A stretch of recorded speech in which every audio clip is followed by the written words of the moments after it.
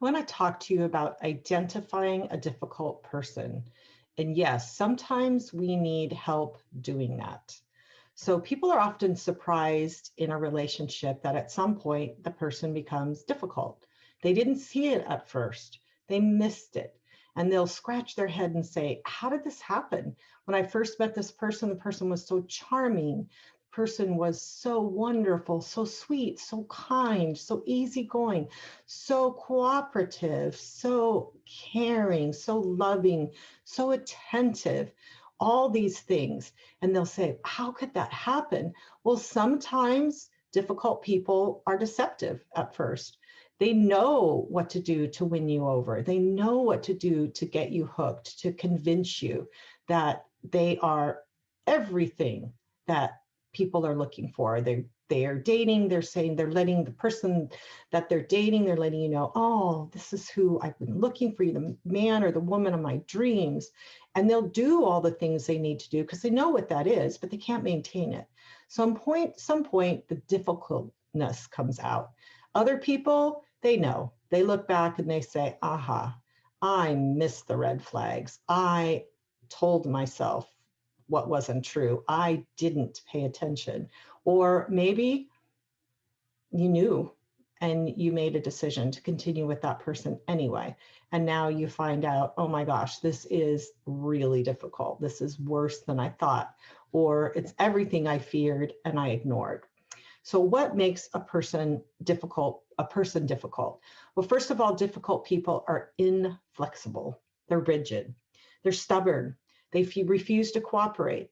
They force you into a situation where you have to sacrifice more than they do because they back you into corners. They can just stand there and allow things to be bad and allow things to be uncomfortable and allow things to be miserable and manipulate you and give you these difficult choices where you're not that stubborn. You can't hold off out that long and you just give in and find yourself more and more just accommodating and giving up what you need and giving in too much. But you do it to keep the peace. You do it to keep from fighting. You do it so that things are okay. You do it so they're not mad at you. You do it so they're happy. You do it so they don't do those things that you hate. All kinds of reasons. The next one is that difficult people are unreasonable. They hold really odd and illogical viewpoints. And you will find you're dealing with somebody that's unreasonable, that you can't reason with. You can't use logic. You can't use common sense. You can't talk about healthy relationship stuff and have this person go, oh yeah, that wasn't right for me to do that. Or yeah, you're right. I was wrong when I did that. Or, that wasn't reasonable for me to expect that the entire night at this family get together, that you would only stand by my side and that you would follow me around everywhere so I would never have to entertain myself or have a conversation alone with somebody. Oh, I you don't realize that. That's crazy. You're thinking, oh my gosh, that doesn't make any sense, right? So you look at that view and you're thinking, that's off, but how do I convince this person that that's off? You can't.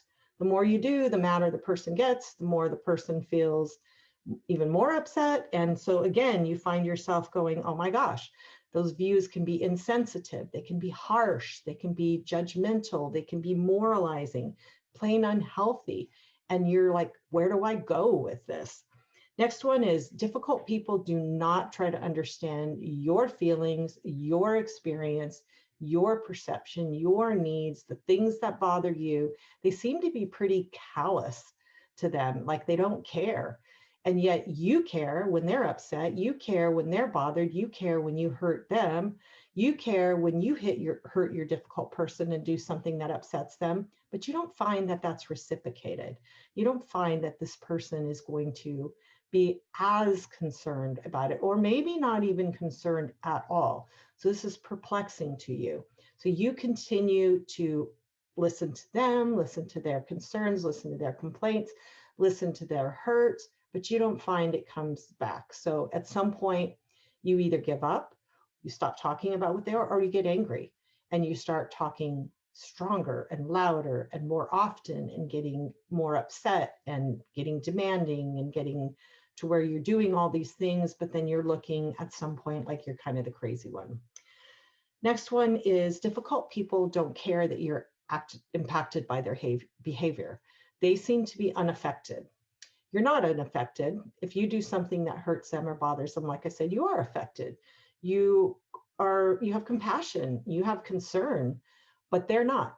They're unaffected by how they're impacting you, whether it's just treating you poorly in front of somebody else, or if it's treating you poorly in the relationship, or if it's neglecting you, whatever it is that's hurting you, they don't seem to be concerned.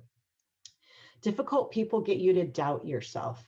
They do not self-evaluate, okay? They do not look at themselves and say, could I be wrong? When their feelings or their perceptions or their thoughts differ from theirs, you're going to tell you you're wrong.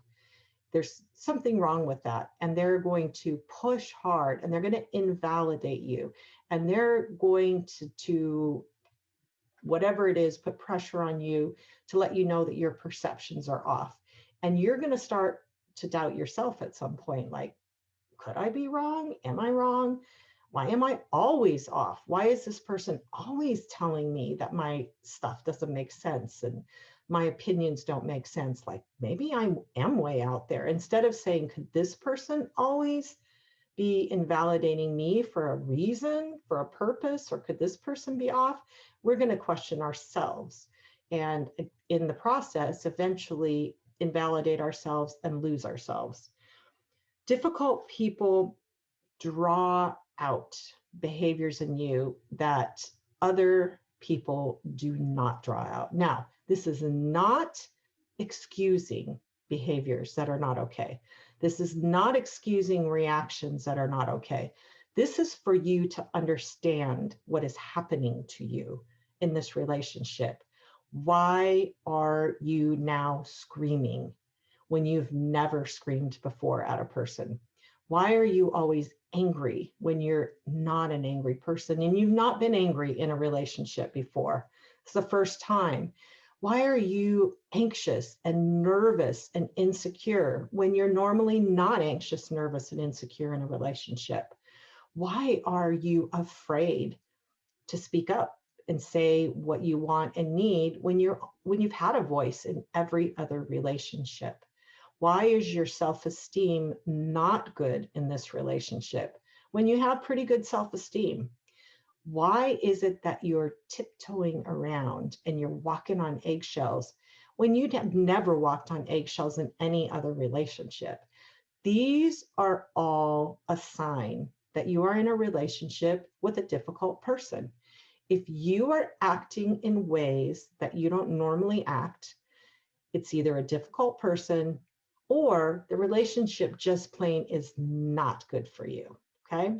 So again, recognizing that the person is difficult is the first step to empowering yourself. That's number one.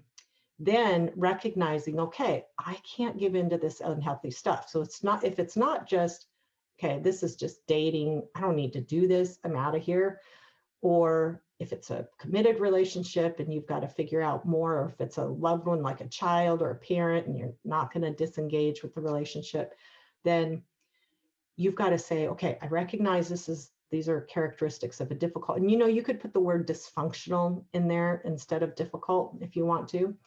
So if I recognize this relationship is dysfunctional, this person is dysfunctional, you've got to look at yourself and how am I responding to this? Am I responding to this in a healthy way, or am I responding to this in a dysfunctional way? There's a difference. So all of the things I teach people are how to respond to a difficult person in a healthy way and not in the dysfunctional way. The dysfunctional way is the codependent way. The dysfunctional way is meeting that person and doing the same thing to them that they're doing to you.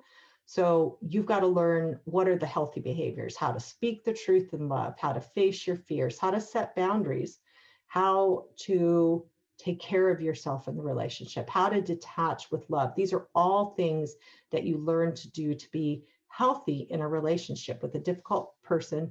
I teach these in my videos. I teach these in my classes. teach these in my books. Everything's on my website. Tons of videos here for you to look at. How do you respond to a difficult person? I don't care if that's your son, your husband, your ex-husband, your wife, your ex-wife, your parent, your sibling, your coworker, your boss, a friend, doesn't matter. Any difficult person with any problem, could be mental illness, narcissism, could be passive aggressive anger, it could be abuse, it could be anything. How do you respond? How do you take care of yourself? Proverbs 12:19 says, truthful lips endure forever, but a lying tongue lasts only a moment.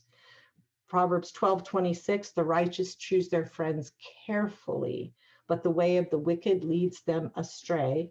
And Proverbs 13:5, the righteous hate what is false, but the wicked make themselves a stench and bring shame on themselves.